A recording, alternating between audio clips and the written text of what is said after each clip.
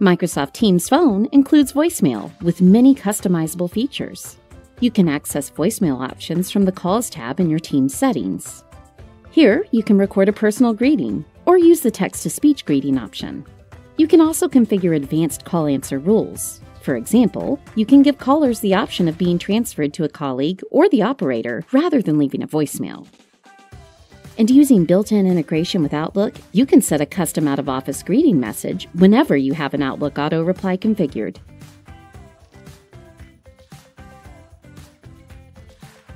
Received voicemail messages can be accessed from the Calls tab in Teams. Voicemails are automatically converted to readable text, and voicemail audio can easily be played back. And when you're ready, you can initiate a chat or return a call without ever leaving Teams.